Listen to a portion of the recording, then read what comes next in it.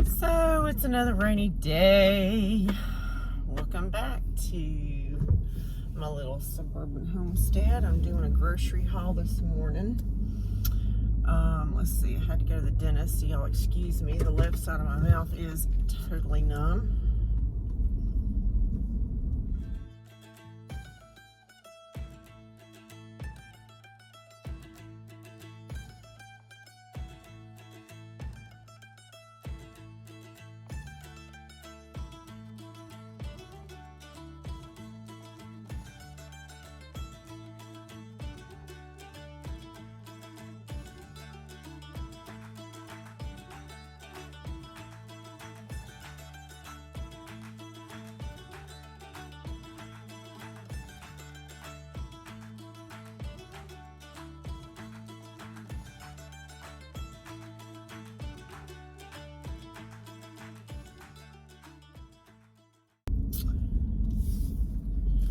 So I found a bunch of reduced milk that was going out of date on the 28th, and also a pound of butter and some orange juice.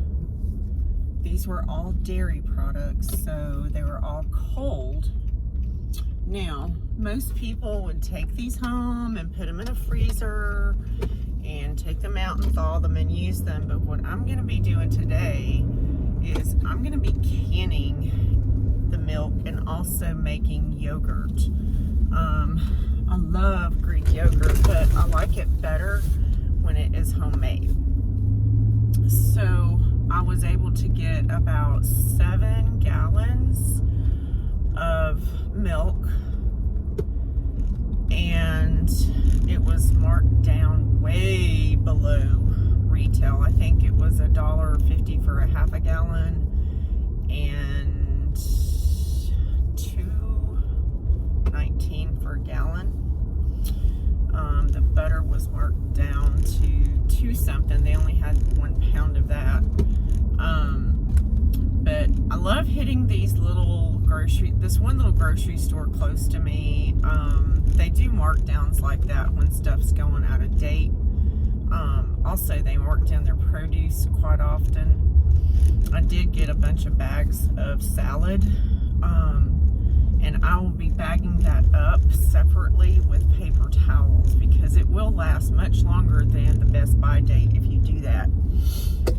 But anyway, I'm on my way home, and I will see you when I get home, and we will pick up from there. Okay, here we are back in the kitchen. We're all nice and clean, unloading the milk. So most of this has, I don't have my glasses on. Let's see, what's the expiration date? May 29th. May 29th. This was, let's see, this is Barber's, and it was marked down to $1.50. And this is the Piggly Wiggly brand, and it was marked down to $1.29. It only has a May 29th expiration.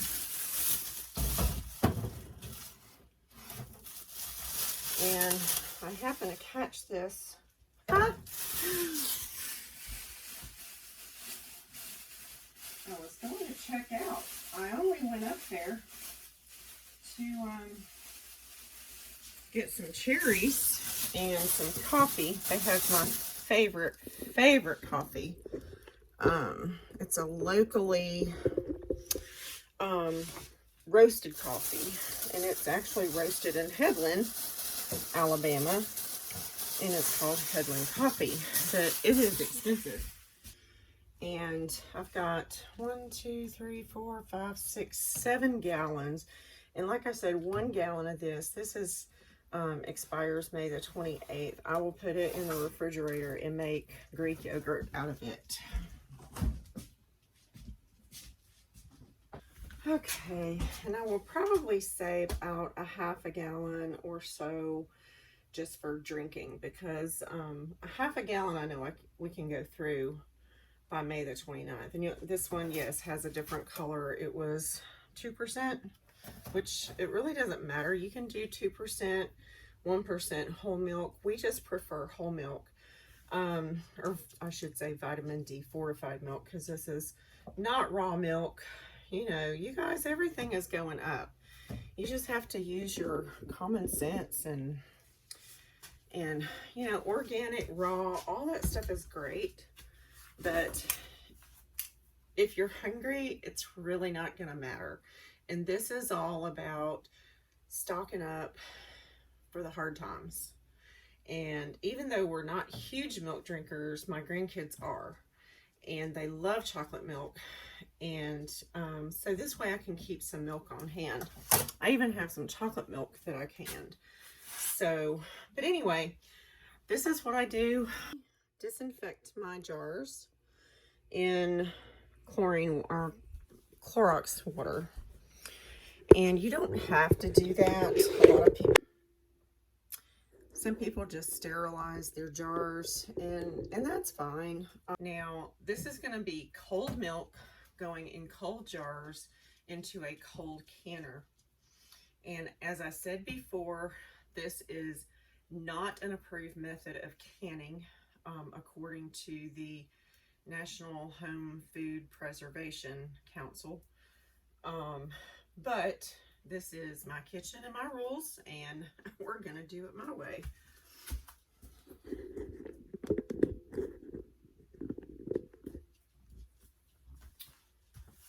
Okay, so anyway, I'm gonna bring my jar. So anyway, so what I'm gonna do is I'm gonna get a funnel, and I'll just use my Canon funnel.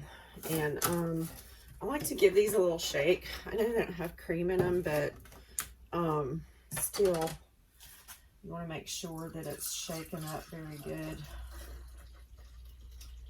And I will put this up to about 1 inch headspace. And I'm canning these in quart jars. You can can them in pints if you want. It's just, I have an overabundance of quarts, and I'm actually saving my pints for food instead of drink. So when I can the milk and the orange juice, I'll do it in quarts.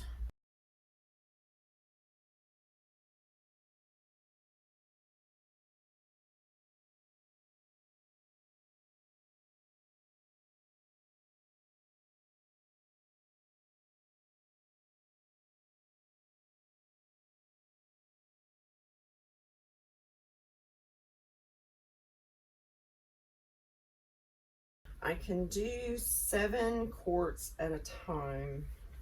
So I'm going to do 2 more quarts, and I'm going to save a half a gallon and half another one. That'll give me 3 can loads and 21 quarts of milk. Shelf stable, I might add.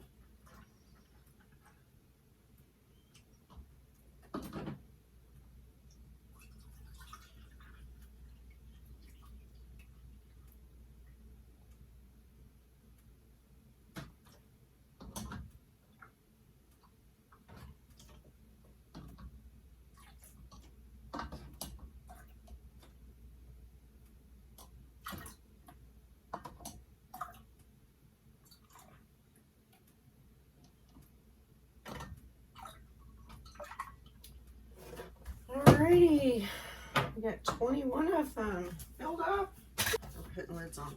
Now, the new lids, I don't put them in boiling water, but I do put them in hot water. Yeah, I'm sorry, old habits are hard to break. I grew up watching my nanny put these lids in hot water, boiling water. So I'm gonna let the water get hot again. All right, so I'm gonna put these in some hot water and let them sit. I wipe down my lids. Now milk sometimes will kind of give you a different color when you can it, but it's perfectly okay.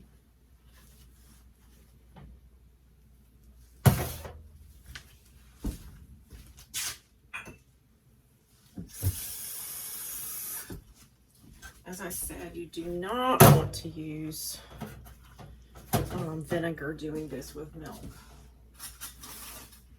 If you get any vinegar in that milk, then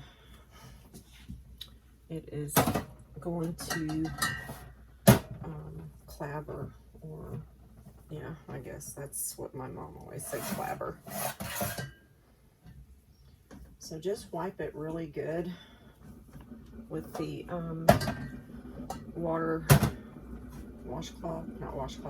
paper towel. Hello. I'm having issues talking. I think he numbed up my brain when he numbed my mouth. Oh my God. You can pick these up. You don't have to have a magnetic one to pick the lids up. Let me tell you something. The magnetic one was when you used to boil the lids and you didn't want to stick your hands in the hot water and bore your skin there. Okay, when you screw these lids on, just make sure you do them finger tight. You don't want to over tighten them. And the reason you don't, number one, they will buckle under pressure. And you only need them finger tight because when they're in the canner, the way that the canning process works is you pressurize them and it sterilizes and disinfects. Okay, so the pressure canning is a way to pasteurize. Basically, you're doing, it's not really pasteurization. Pasteurization, it has to reach a much higher temperature than what it does at home. But anyway, so the way the canning process works, the reason you want them finger tight is you're building up heat. You're boiling the inside. It reaches a temperature of 240 degrees. And so as it cools, the oxygen escapes from under the lid. And if you have these on too tight, the only reason you put rings on them is to keep the lid from falling off during the canning process. So the reason you want them only finger tight is so that oxygen can escape, allowing the contents of the jars to cool and release that oxygen. And when that does, it vacuum seals the inside of the jar, and that's when you hear the pinging noise. So the pinging noise is the jar sealing. That means that the oxygen has escaped. Sometimes some of the liquid too, that's known as siphoning, but I try really hard not to do that. So if you crank these on really tight, the oxygen couldn't escape. And what happens, people are wondering why their lids are buckling. They kind of buckle up in the center because they're putting these rings on too tight. And I did pretty much my own kind of experiment to see what would happen. And that's exactly what happened. My lids buckled. So there you go. All right, so I'm gonna get my canner out. Now I do have a glass top stove. So you'll notice, well, I don't know if you can see it from there. Here, I'll show you. I do have a glass top stove. If you have a glass top stove, a lot of people will tell you you cannot can on it, but yes, you can. It depends on the maker of your stove. If the maker of your stove says, yes, you can use it, then you can. The problem that you run into when you are canning, water bath canning or pressure canning on a glass top stove is the bottom of the pan. So you want to make sure that your bottom is completely flat on the bottom and makes flush contact with the stovetop. Now, a lot of your water bath canners do not do that. So I'm going to tell you a little secret. If you're not doing a lot of canning, pressure canning and water bath canning all in the same day, you can, and you're not doing a bunch of pressure canning, you can still use your Presto, which I have the Presto, I think it's a 23 quart, as a water bath or a steam canner. Let me check. The dog's barking at. The dog is barking at the wind, apparently. So the way, and I'm going to cover this real quick, even though this is not included, this is not the way we're canning or processing these milk jars. Riley. Riley. No.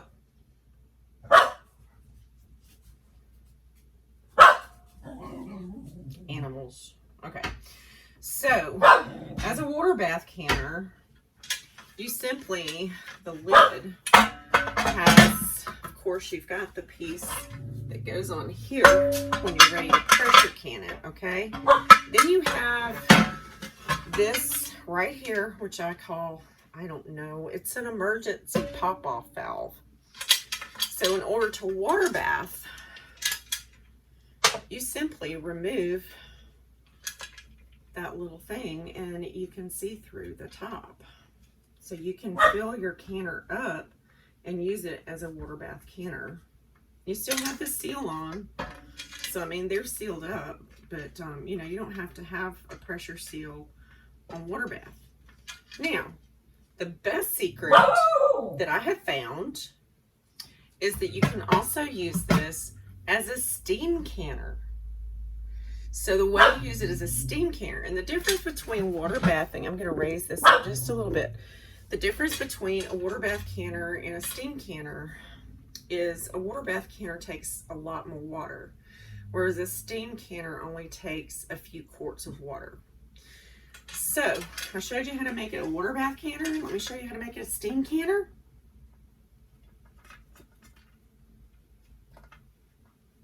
That's it.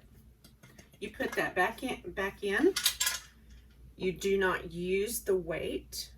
You just allow the steam to vent, and voila, it is a steam canner. How about that? Alrighty. So no, I don't have a separate water bath canner, and I do not have a steam canner. And I personally don't have any plans to buy one.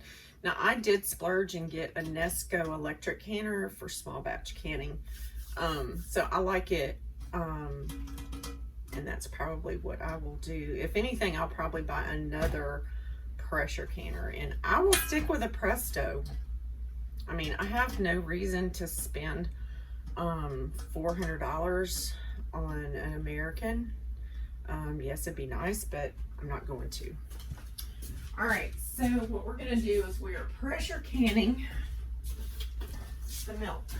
So what I'm doing, cold jars, cold milk,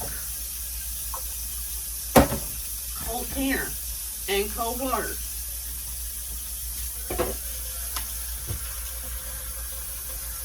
Now, the Presto has, if you can't see it really inside, but if across from where the lock is, on the other side, you can put your finger there and run your finger up and feel these little ridges. And down at the bottom, the first ridge, that's where you fill your canner for a full canner.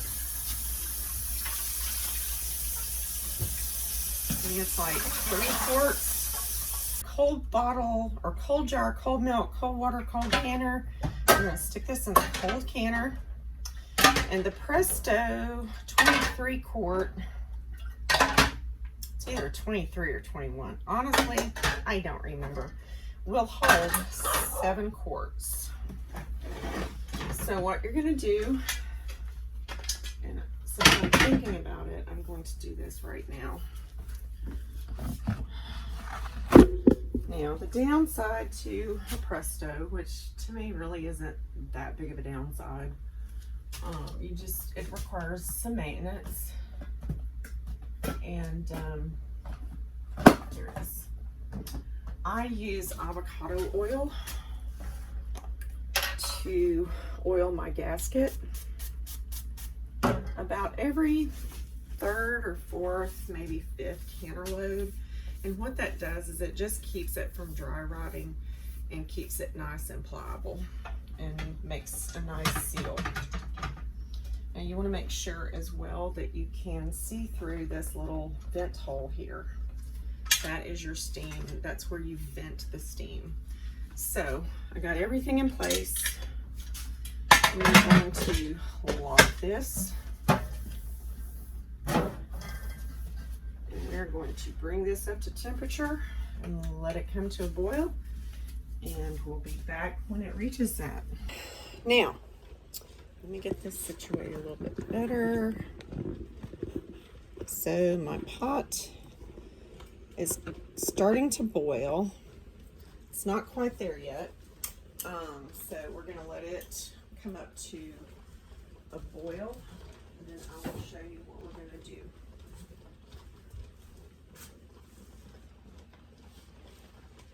And it's not under pressure yet, so this lid can unlock, okay? Once you get this up to pressure, you leave it the heck alone. Do not touch it. So it's gonna start venting, and when you can see let me see if I can get this. When you can see a straight stream of steam coming out of the vent pipe, then that's when you start to time.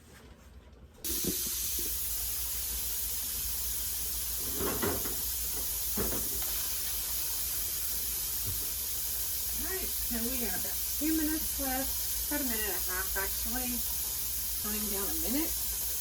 Now, once this minute is up, we will put the pressure weight, or the pressure canner weight, on this little nipple right here.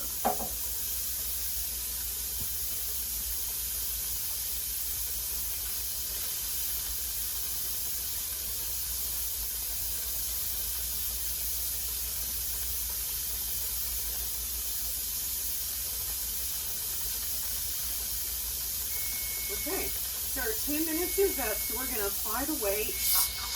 Now, what we're going to do is we're going to bring this up to pressure.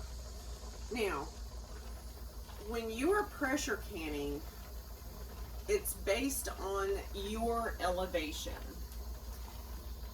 At my elevation, which is just above sea level, we pressure can at 10 pounds of weight. If you are, I believe it's above 1,000, it may be 2,000, double check.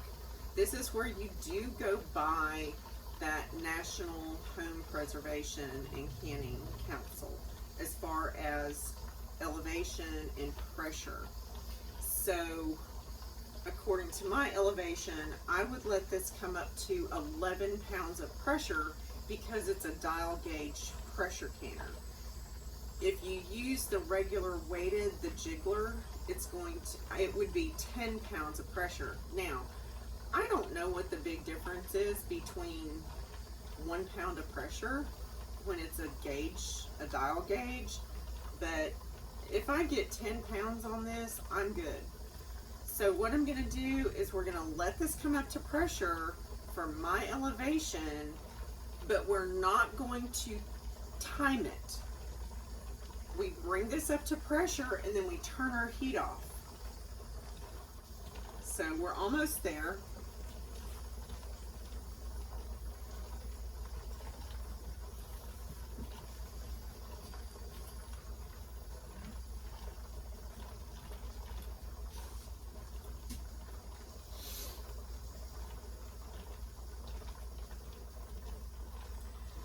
So what this is doing as it's coming up to pressure is it is bringing up the temperature inside that jar to 240 degrees Fahrenheit.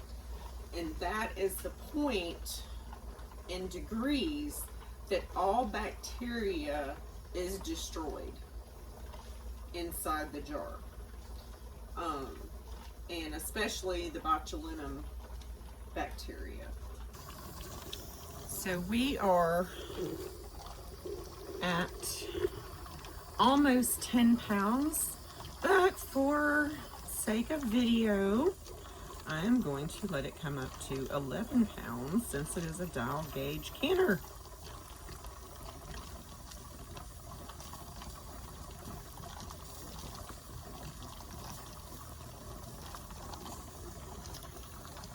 We're almost there.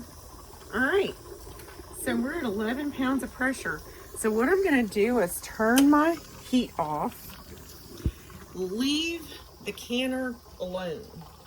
Do not do anything else with it. Once that dial gauge is down to 0, we're going to take the milk out, and we're gonna remove the lid and remove that pressure weight. But we'll come back and I'll see you then.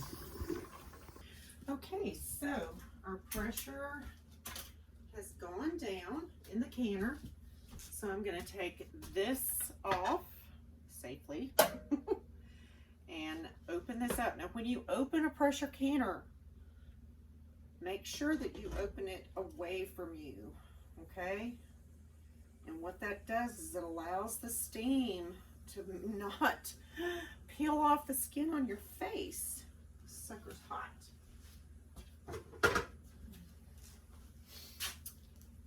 I'm gonna let this sit for just a few more minutes because the milk, there is one jar that is trying to siphon a little bit. Sometimes when you get too much of a temperature change suddenly, you will get siphoning, because what happens is it's cooling it down very quickly, and we did get siphoning.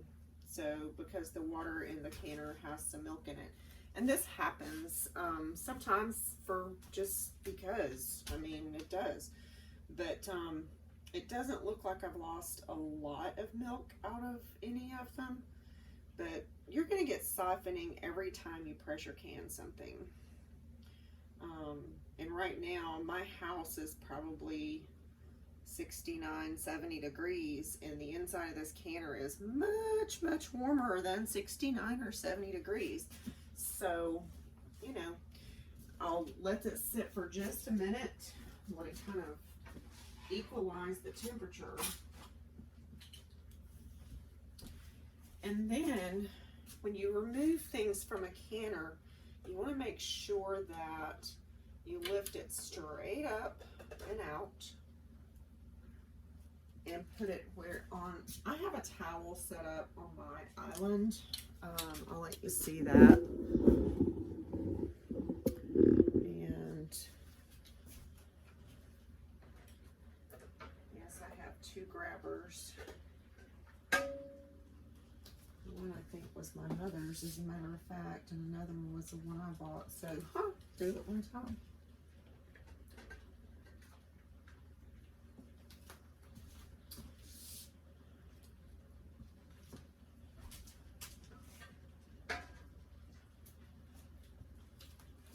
I know it's probably making a mess on my floor, but that's okay. All right, so I'm gonna get my canner ready for another batch, and we'll be back. So I washed out my canner and put another 3 quarts of cold water in it. The canner is not super cold, but it's cool enough. The milk has been sitting out at room temperature. So we're just gonna load up another batch and get this one going.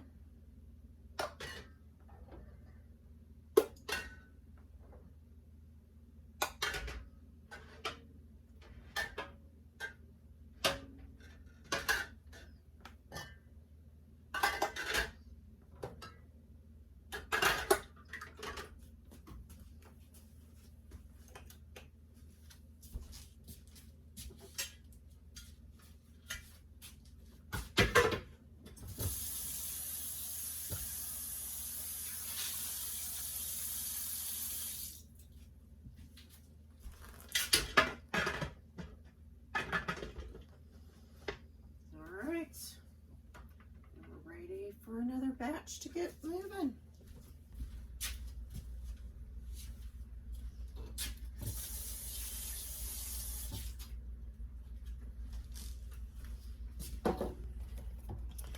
I'm going to shake these up pretty good before I start pouring them.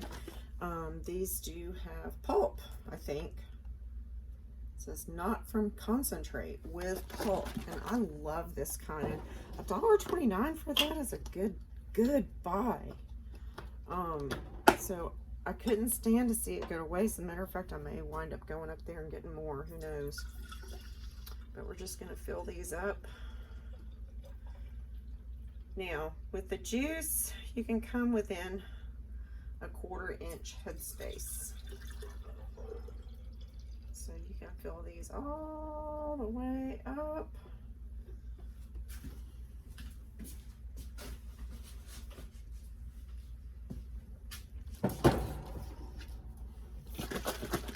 Shake it.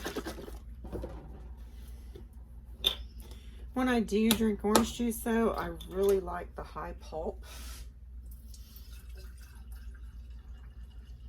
or at least with pulp. But the good thing is when you're steam bath or water bath canning, you can bring your headspace up on this juice to a 1/4 inch headspace, so you can get these really nice and full.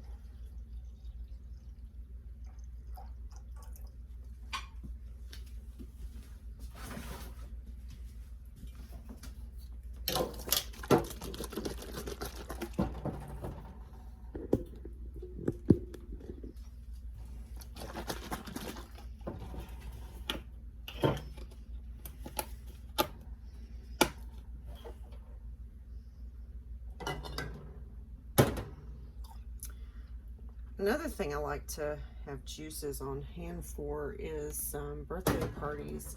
You know, we make punches a lot of times for birthday parties, and the punches have different kinds of juice in them. You may put a Sprite or something in there, or 7-Up, but you always wind up putting some juices. So it's nice to have some juice. I also have some cranberries frozen. I'm fixing to start cleaning out my freezer, so I'll have room to put meats and stuff in my freezer that I don't can. Yeah, there's some things that I just don't want to can. I can a lot of chicken, and I can a lot of ground beef, but there's a lot of times that I just want my meat frozen for various things, such as if I am frying chicken or making meatloaf, I can't use the canned hamburger meat or canned chicken to do that. I mean, I'm sure you probably could, but you know, why bother?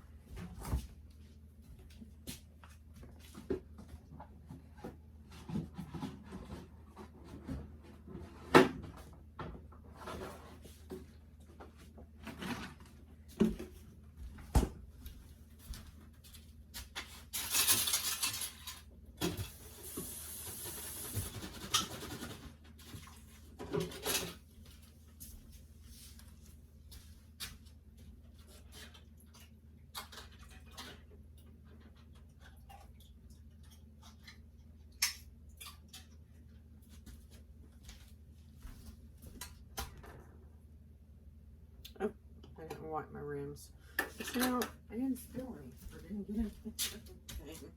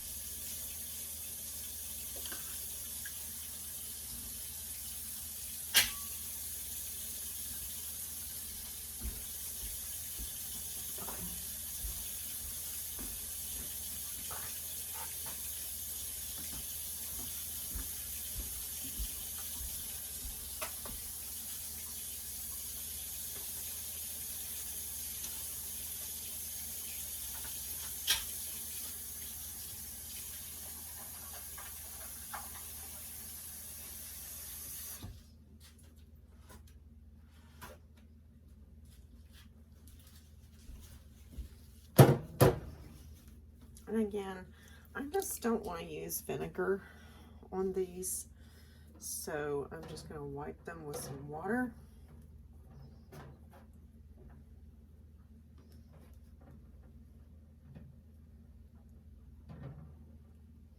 Not that I think vinegar would matter much to orange juice since both of them are acidic, but oh well. All right.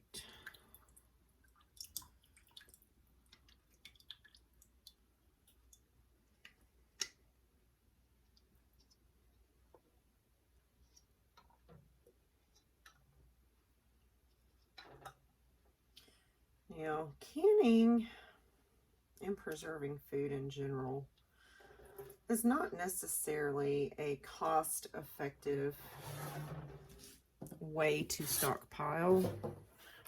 However, and you know, some people do consider it a hobby, and I do. I mean, I think it's a hobby. I enjoy doing it. Keeps me from getting in trouble. But, you know, if you've got the stuff anyway, and water bathing doesn't really take any special equipment, you can just use a large stock pot. And I remember seeing my grandmother when I was younger, if she couldn't find her rack to put in her water bath canner, she simply just put a towel on the bottom, and that way your jars were not touching. So if you've got jars and you've got lids and you've got rings and you've got a stock pot, which I have a couple of stock pots. I have one that is, I think it's a 8 quart, and I've got one that's a 12 quart. And I like to use my 12 quart when I'm making jellies and jams. But if you've got one of those, you can water bath without any special equipment. So anyway, these are ready to go in the canner when I'm through processing my milk. We'll be back. All right, ready to put the juice in the canner.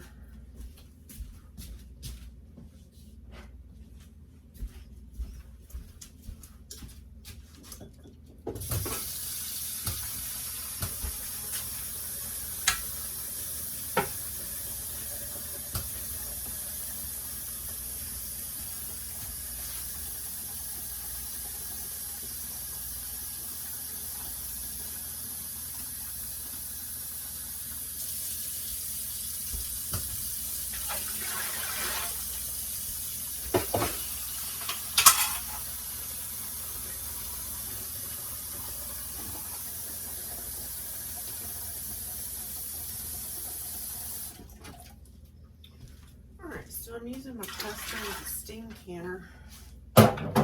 So I put the same amount of water in the bottom that I do when I'm pressure canning. Load cold jars, cold canner, cold water. Now we are going to make sure that we can see through the vent. And I can. So I'm going to lock that in place, bring it up to a boil, let it start venting, or let it start steaming like you're going to pressure can.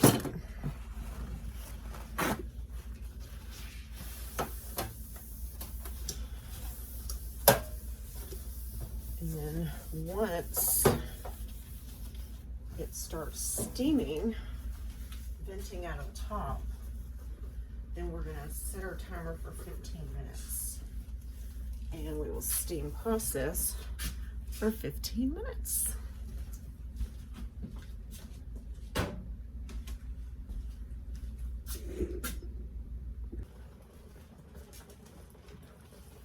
Alright, so we're almost ready to start timing. Just gotta wait for that steady stream. So we're gonna wait for the steady stream of steam. And once that happens, then we'll start timing for 15 minutes.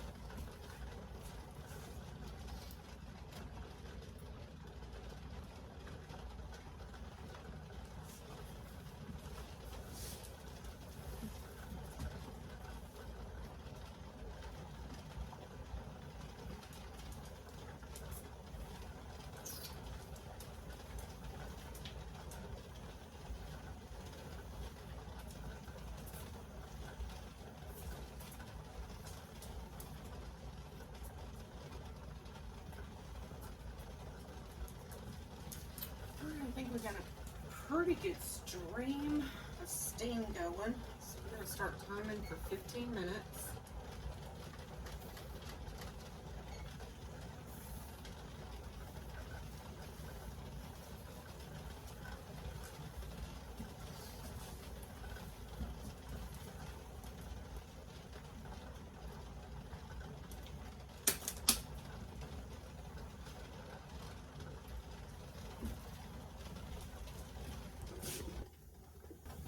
Okay, so timer went off, and we're back in the kitchen.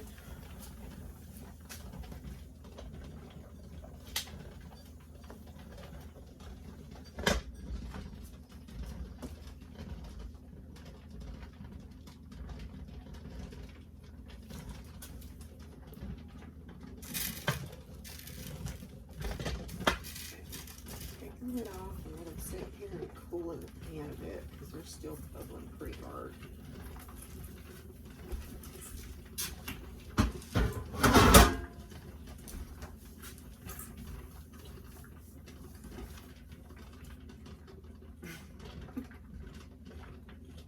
And we got some softening going on. It's okay.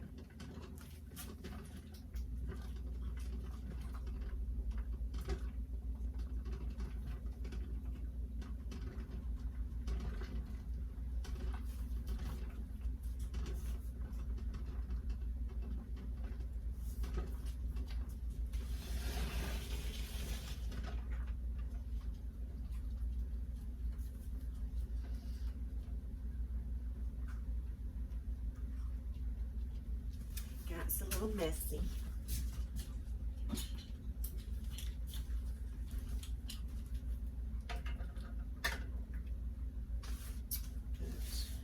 There's the juice.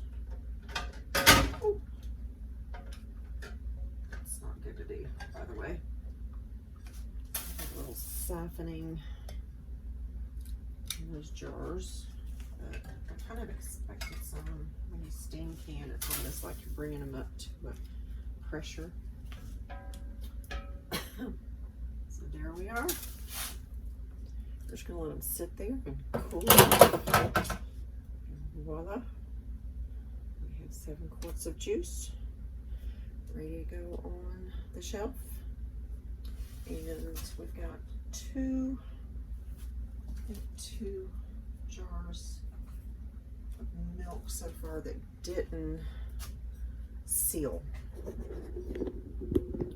So the 2 jars of milk I'll probably wind up using for yogurt, and I'll do that video later and invite you along. Have a good night.